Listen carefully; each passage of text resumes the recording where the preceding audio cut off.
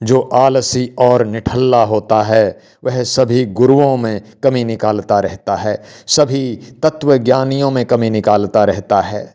बस उसका काम होता है कमियां निकालना। लेकिन जो एक साधक होता है, जो भगवान को पाने के लिए दृढ़ संकल्प कर चुका होता है, वह तो कहता है कि बताओ जी क्या करना है। एक गुरु के पास जाएगा, वहाँ सब जो भी करने को कहा जाएगा वो करेगा, 6 महीने देखेगा, साल भर देखेगा, और फिर वहाँ से जो अच्छी अच्छी चीज़ें हैं वह लेकर आगे बढ़ जाएगा।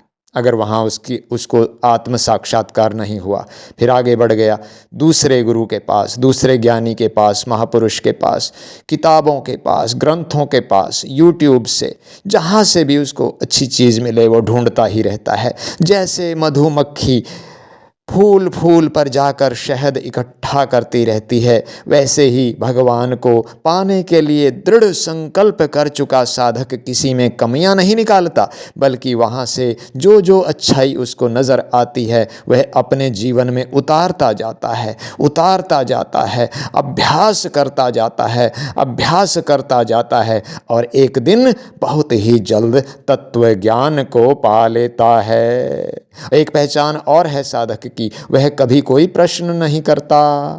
उसे तो बस इस बात की खोज रहती है कि बताओ मुझे क्या करना है, वही करूँगा। वह करने से ही उसको फुर्सत नहीं मिलती। सवाल क्या पूछेगा वो? सवाल ववाल कुछ नहीं, उसके सब सवाल ववाल गिर जाते हैं। उसको तो बस करने की जल्दी रहती है। आज ये नहीं हुआ, अरे वो वहाँ उस महापुरुष ने ये बताया था, वो मैंने अभी आज किया नहीं, वो नहीं किया। सब उसको बस यही चिंता रहती है। और निरंतर साधनों का उपयोग करता हुआ, निरंतर जो जो भी उसने सीखा है महापुरुषों से, संतों से, महात्माओं से, वह उनकी कोई कमियां नहीं निकालता। बस अच्छी अच्छी चीज़ें अपने जीवन में अभ्यास करता रहता है और जल्दी ही तत्व ज्ञान को प्राप्त हो जाता है, यानी परमात्मा का साक्षात्कार कर लेता है। अभी अभी मैंने बताया कि एक सच्चा साधक, भगवान को पाने का दृढ़ संकल्प कर चुका एक सच्चा साधक, अपनी जो सबकी जो अच्छाई है केवल उसी को देखता है, अच्छी अच्छी चीज़ें उठाता है, सभी महापुरुषों के पास से, सभी किताबों में से, ग्रंथों में से, यूट्यूब आदि जितने भी माध्यम, जितने भी साधन आज के ज़माने में उपलब्ध हैं, वहाँ से अच्छी अच्छी चीज़ें उठाकर अभ्यास करता है अपने जीवन में। और जैसे ही उसे तत्व ज्ञान हो जाता है, जैसे ही अंदर परमात्मा का आभास, परमात्मा का अनुभव हो जाता है, जैसे ही ऊर्जा का ऊर्ध्वीकरण हो जाता है, बस उसके सारे सवाल गिर जाते हैं। कभी सवाल करता नहीं, वो अभ्यास की तरफ ध्यान देता है, सवालों की तरफ ध्यान नहीं देता। क्योंकि बात करने से बनती है, बात पूछते रहने से और मस्ती में मूर्खों की तरह अपना ज्ञान झाड़ते रहने से बात नहीं बनती। सब लोग नफरत करते हैं बातें बनाने वाले इंसान से। कोई नौकर नहीं रखता उसको। नौकर केवल उसी को रखेंगे आप जो काम करने वाला है, जो बोलता ही नहीं, बस जो कुछ आप कहें वही कर देता है, उसी को आप नौकर रखेंगे। जो बातें बनाता है उससे आप नफरत करते हो ना, बस यही बात परमात्मा की है। जो केवल सवालों में उलझाता है उससे परमात्मा भी नफरत करता है, उसे नीच योनियों में फेंक देता है। नीच योनियों का मतलब जहाँ पर अपनी बुद्धि से काम नहीं लेते। जैसे पशु है तो वो अपनी बुद्धि से काम नहीं ले सकते, तो उनके जो ज़्यादा सवाल पूछता है उसको नीच योनियों में फेंक देता है, फिर उसका सवाल पूछना ही बंद हो जाएगा। अब एक भैंस हमसे क्या सवाल पूछेगी, एक सूअर हमसे क्या सवाल पूछेगा, परमात्मा से कुछ पूछेगा सवाल? परमात्मा से कोई सवाल नहीं पूछेगा, संतों से कोई सवाल नहीं पूछेगा सूअर। तो ऐसे निठल्ले व्यक्ति को, जिसके पास केवल सवाल हैं और अभ्यास के नाम पर जो जीरो है, करके कुछ देखना नहीं चाहता, उसको भगवान नीच योनियों में फेंक देता है ताकि उसके सवाल पूछने की ये प्रक्रिया बंद हो जाए। ठीक है जी। तो दूसरी चीज मैं फटाफट ये बताना चाहता था कि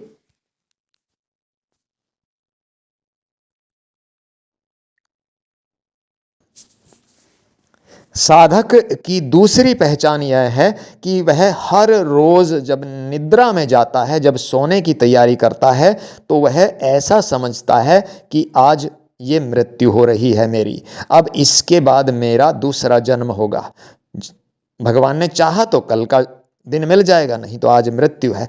तो वह अपना सारा काम निपटा कर ही सोता है। वह निद्रा में अत्यंत होश के साथ जाता है, बेहोशी के साथ नहीं जाता कि भाई कब नींद आ गई, उसे लोगों को पता ही नहीं चलता कब सो गए कब उठे, नहीं, वो नींद की पूरी तैयारी करता है। ऐसे ही साधक मृत्यु की पूरी तैयारी करता है। मृत्यु आने तक वह अपने आप को पूरा तैयार कर लेता है। मृत्यु आने तक वह जीते जी मरना सीख लेता है, अंदर अपनी ऊर्जा का ऊर्ध्वीकरण कर लेता है। संतों सन्यासियों के पास जाकर अपनी लालसा बताकर, भगवान के प्रति अपनी अत्यंत भूख प्यास जताकर, और सन्यासियों से वह गुर, वह सिद्धांत, वह ट्रिक, वह चाबी ले लेता है, जिससे भगवान के दर्शन हो जाते हैं, उसको अंदर अनुभव हो जाता है, जिसे तत्व ज्ञान या आत्म साक्षात्कार कहते हैं। तो मृत्यु से पहले वो ये सारी तैयारियां कर लेता है। मृत्यु की तैयारी बहुत ज़रूरी है। मेरे एक मित्र ने कहा था कि मृत्यु होनी है, उसकी चिंता क्या करनी। अरे भाई, चिंता करनी है मृत्यु की, बहुत चिंता करनी है मृत्यु की। इसलिए नहीं कि मृत्यु से डर कर उसकी चिंता करनी कि हाय मृत्यु आ जाएगी, क्या करूं, मृत्यु को कैसे रोकूं। नहीं नहीं नहीं नहीं, वो डरता नहीं है मृत्यु से। मृत्यु की तैयारी वो इस तरीके से करता है कि वह मृत्यु से पहले ही मरना सीख लेता है, जीते जी मरना सीख लेता है, आत्मा का अनुभव कर लेता है अपने अंदर, और फिर मृत्यु नाम की चीज़ उसके लिए नहीं रह जाती। मृत्यु उसे फिर दुख नहीं देती, बस झटके से वह अपना कपड़ा बदल लेता है। जैसे कपड़ा बदलते हैं ना, नया कपड़ा, ऐसे ही वह नए जन्म में चला जाता है और मृत्यु के समय वह असीम शांति में होता है और परमात्मा में खो जाता है। फिर अगला जन्म जो परमात्मा उसके कर्मों के हिसाब से, जन्मों जन्मों के कर्मों के हिसाब से अगला जन्म जो भी दे, उसे कोई चिंता नहीं, बस परमात्मा में खोकर ही वह मर जाता है। उसे कोई चिंता नहीं पीछे कौन रह गया, कितने पैसे किसके देने हैं, क्या है, किसको क्या चिंता, किसकी प्रॉपर्टी रह गई, किसका कर्ज रह गया, किसको अफसर बनाना रह गया, किसके लिए कोठी बनाना रह गया, उसे कोई चिंता नहीं। बस ऐसे वो मृत्यु को प्राप्त होता है। तो यह तैयारी उसकी पूरा जीवन चलती है। इसलिए मृत्यु की तैयारी तो हर पल करनी होती है मनुष्य को। प्यारे मित्रों, यहाँ मैंने बार बार अभ्यास की बात की है। मैंने अभ्यास की बात का मतलब ये नहीं है कि आप सारा दिन ध्यान में बैठे रहो, पागल हो जाओ। नहीं नहीं नहीं, वो तो करना ही नहीं है। यदि आप अपने शरीर को, अपने व्यवहार को शुद्ध बनाए बिना ध्यान में बहुत समय तक बैठते हो, आधे घंटे से ज़्यादा बैठते हो, 1 घंटा, 2 घंटा, 3 घंटा, 4 घंटा, तो आप पागल हो जाओगे, निश्चित रूप से पागल हो जाओगे। क्योंकि जो ऊर्जा उठेगी उसको शरीर सहन नहीं कर पाएगा और सारी तंत्रिकाओं को जलाकर राख कर देगा और आप पागल हो जाओगे। क्या फ़ायदा ऐसे ध्यान से? ऐसे मिलता है क्या परमात्मा?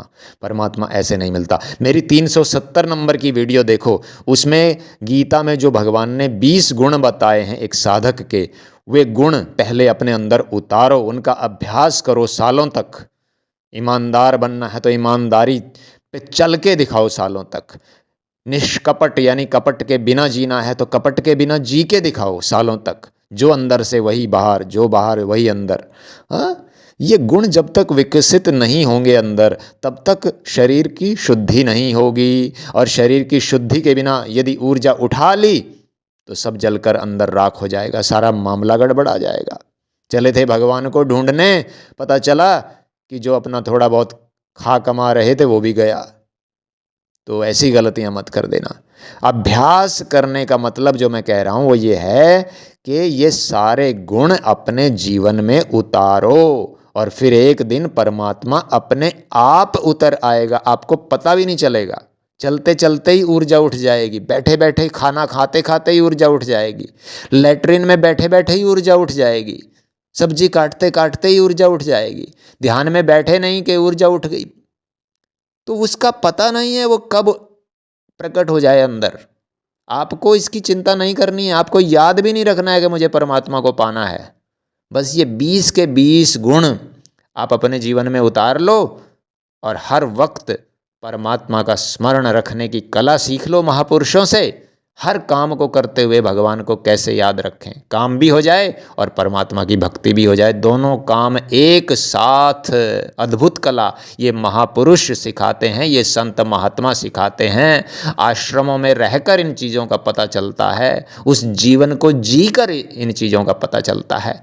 यहाँ कीड़े मकोड़ों की ज़िंदगी अपनी आजीविका में बाल बच्चों में फंसे रहकर ये इन चीज़ों का थोड़ा ही पता चलेगा। वो जीवन जी के देखना पड़ेगा। कुछ दिन जियो, 15 दिन जियो, 20 दिन जियो, घर से निकलो तो कभी तो कुछ तो करो। घर बैठे भगवान ऐसे कैसे मिल जाए? नहीं मिलेगा भाई।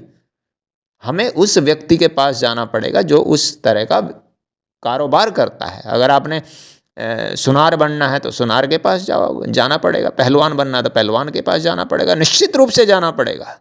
तो इसी तरह परमात्मा का ज्ञान प्राप्त करने के लिए संतों के पास जाना पड़ेगा, देखना पड़ेगा उनकी गतिविधियों क्या बताते हैं, वो करके देखना पड़ेगा। और फिर आकर अपने घर पे अभ्यास करो, फिर अपने बाल बच्चों में रम जाओ अपनी आजीविका। लेकिन घर से बाहर निकल कर तो देखना पड़ेगा, 5 दिन के लिए, 7 दिन के लिए, 10 दिन के लिए, महीना के लिए। हाँ, ऐसे थोड़े ही तो भाई ये गलत फहमियों में जीना छोड़ दो मित्रों। राम राम, जय गौ माता।